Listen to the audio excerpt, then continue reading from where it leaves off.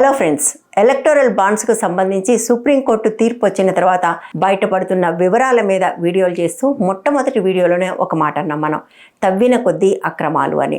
నిజంగానే ఎలక్టోరల్ బాండ్స్ను తవ్వుతున్న కొద్దీ అనేక విస్తుపోయే విషయాలు బయటకు వస్తున్నాయి.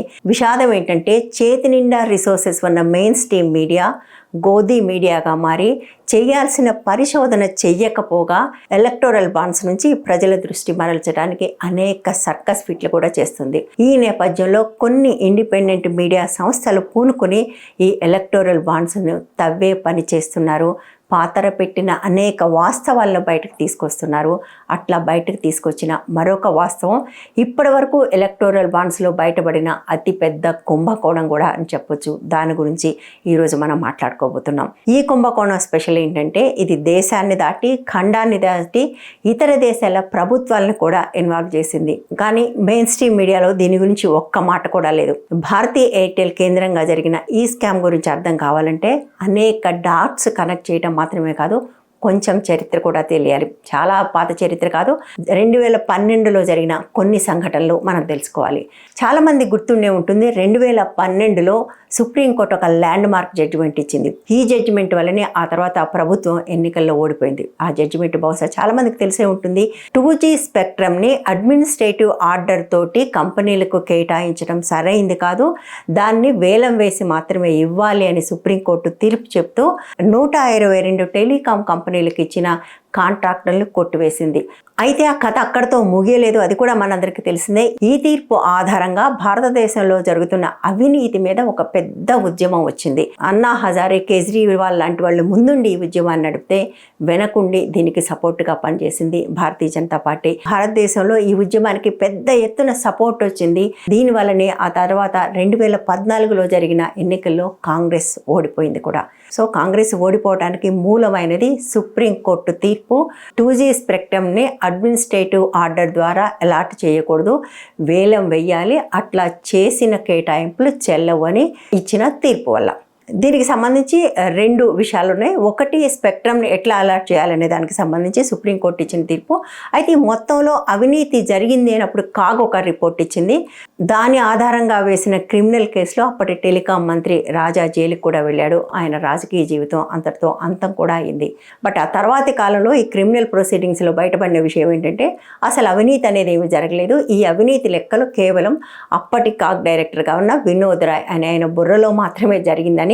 ఆ విషయాలన్నీ అర్థం కావాలంటే వేర్ ఈజ్ వినోద్ రాయ్ అని అప్పుడు నేను చేసిన ఒక వీడియో కూడా ఉంది, అది చూస్తే మీకు అర్థమవుతుంది నిజంగానే 2G స్పెక్ట్రంలో అవినీతి జరిగిందా లేదా అన్నది. అది జరిగినా జరగకపోయినా భారతీయ జనతా పార్టీకి అనుకూలమైన అంశంగా మారింది. అప్పటి నుంచే కాంగ్రెస్ని స్కామ్గ్రెస్ అనటం కూడా మొదలుపెట్టింది. దాని ఆధారంగానే అధికారంలో కూడా వచ్చింది. ఇదంతా చరిత్ర. 2012 నుంచి 2023 వద్దాం. 2023లో మీకు గుర్తుంటే 2 యువకులు విజిటర్స్ గ్యాలరీలోంచి పార్లమెంట్లోకి దూకటము, దానివల్ల పార్లమెంట్లో ఏర్పడుతున్న సెక్యూరిటీ బ్రీచెస్కి సంబంధించిన చర్చ గుర్తుండే ఉంటుంది. దీని మీద ప్రకటన చేయాలని ప్రతిపక్ష సభ్యులు పట్టుబడితే ప్రకటన చేయకపోగా దాదాపుగా 142 మంది ప్రతిపక్ష సభ్యుల్ని సస్పెండ్ చేసి మరీ పార్లమెంటును ముందుకు నడిపించారు.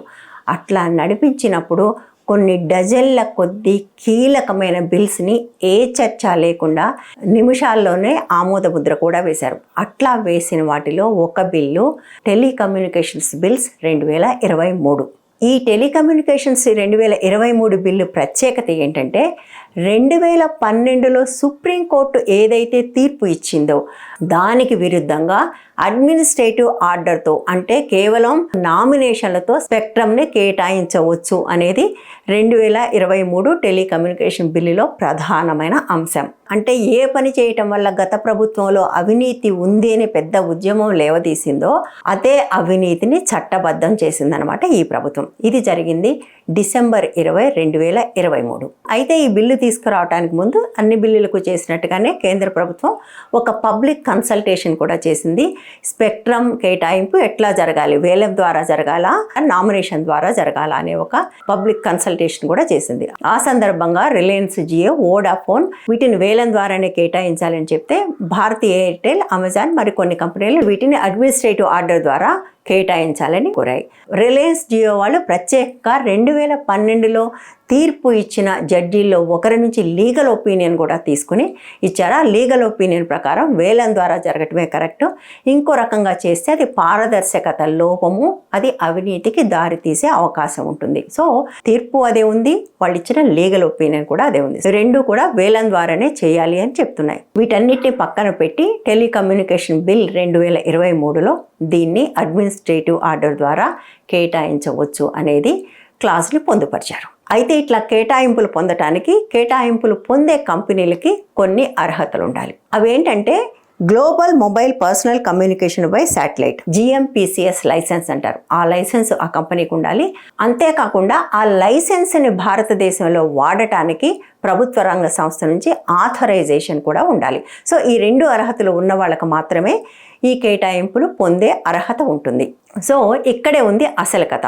డిసెంబర్ 2023లో ఈ బిల్లు పాస్ అయితే సరిగ్గా నెల క్రితం నవంబర్ 21, 2023న ఇటువంటి అర్హతలు ఉన్నట్టుగా వన్వెబ్ అనే కంపెనీకి ఆథరైజేషన్ లభించింది. అయితే ఇట్లా ఆథరైజేషన్ వేరే కంపెనీలకు కూడా ఇచ్చారంటే లేదు. అట్లాంటి ఆథరైజేషన్ పొందిన కంపెనీ దేశంలో ఒక్కటి మాత్రమే, అది వన్వెబ్. బట్ ఈ వన్వెబ్ కంపెనీ ఎవరిది? ఇది యూటెల్ వన్వెబ్ అనే కంపెనీకి ఇండియన్ సబ్సిడరీ.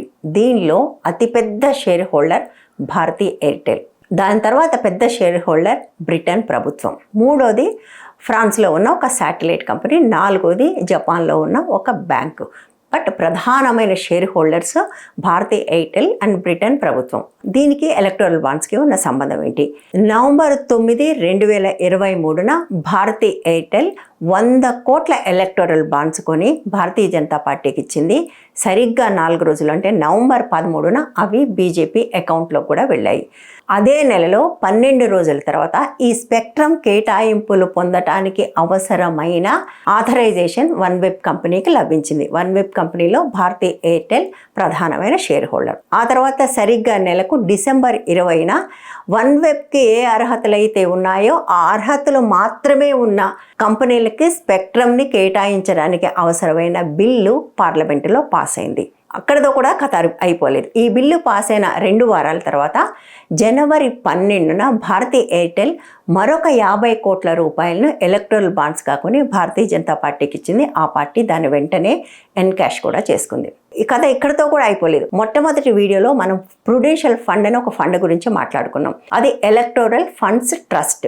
ఈ ట్రస్ట్ని 2013లో భారతీ ఎయిర్టెల్ ప్రారంభించింది. ఈ ట్రస్ట్ ద్వారా 250 కోట్ల రూపాయలు భారతీ ఎయిర్టెల్ భారతీయ జనతా పార్టీకి ఇచ్చింది. అంటే మొత్తం 400 కోట్లకు పైచిలకు భారతీ ఎయిర్టెల్ నుంచి భారతీయ జనతా పార్టీకి ఎలక్టోరల్ ట్రస్ట్ ద్వారా కానీ ఎలక్టోరల్ ఫండ్స్ ద్వారా కానీ గత 10 ఏళ్లలో ముట్టాయి.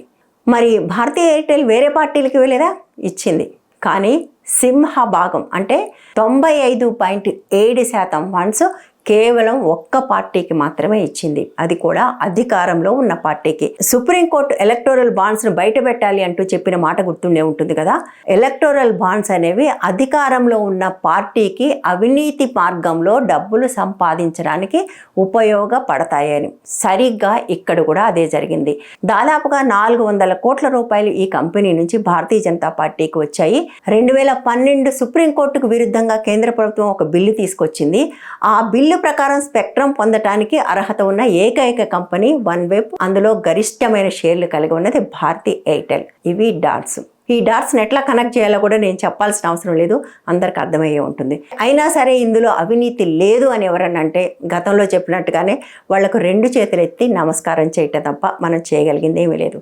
అయితే కథ ఇక్కడ కూడా అయిపోలేదు. ఈ వన్వెబ్ కంపెనీలో బ్రిటన్ ప్రభుత్వం కూడా పెట్టుబడులు పెట్టింది. బ్రిటన్లో 2010లో బ్రైబరీ యాక్ట్ ఒకటి వచ్చింది. ఈ బ్రైబరీ యాక్ట్ ప్రకారం పబ్లిక్ అంటే ప్రభుత్వ సంస్థలు కానీ ప్రైవేటు సంస్థలు కానీ ఏవైనా ప్రయోజనాలు పొందటానికి ఏ రకంగా అవతల పార్టీకి లాభం చేకూర్చినా కూడా అది లంచం కిందకే వస్తుంది. అట్లా చేసినప్పుడు ఆ కంపెనీల మీద ఆ పార్టీల మీద క్రిమినల్ కేసు పెట్టే అవకాశం ఉంటుంది. సో ఈ డీల్ ఏదైతే ఉందో భారతీయ జనతా పార్టీకి భారతీ ఎయిర్టెల్కి మధ్య జరిగిన డీల్, అట్లాగే టెలికమ్యూనికేషన్ బిల్ వల్ల ఆ కంపెనీకి జరుగుతున్న లాభం ఏదైతే ఉందో ఇది బ్రిటన్ బ్రైబరీ యాక్ట్ ప్రకారం నేరం. ఇక్కడ దీన్ని విచారణ చేయకపోవచ్చు కానీ అక్కడ బ్రిటన్ ప్రభుత్వం నేరారోపణని ఎదుర్కోవాల్సి ఉంటుంది. కానీ ప్రస్తుతం బ్రిటన్ ప్రధానిగా ఉంది భారతీయ మూలాలున్న రిషి సునాక్. ఆయన ఈ ప్రాసిక్యూషన్కి అనుమతిస్తాడా, ఇక్కడలాగే అక్కడ కూడా కప్పిపెట్టి ఉంచగలిగే అవకాశం ఉందా లేదా అన్నది మనకి ఇంకా తెలీదు. బహుశా మరికొద్ది రోజుల్లో ఆ విషయం కూడా తెలుస్తుంది. ఈ వీడియో కానీ మీకు నచ్చినట్లయితే లైక్ చేయండి, షేర్ చేయండి, ఛానల్ని సబ్స్క్రైబ్ చేయండి. ముందే చెప్పినట్టుగా భారతదేశంలో ప్రజాస్వామ్యం కొనసాగటానికి మిగిలి ఉన్న ఏకైక ఆధారం ఇండిపెండెంట్ మీడియా. అటువంటి ఇండిపెండెంట్ మీడియాలో భాగమైన మహువా మీడియాని ఆదరించండి. మెంబర్స్గా చేరి ఛానల్ కొనసాగించడానికి సహాయం చేయండి. మరో వీడియోతో మళ్ళీ కలుద్దాం. నమస్తే.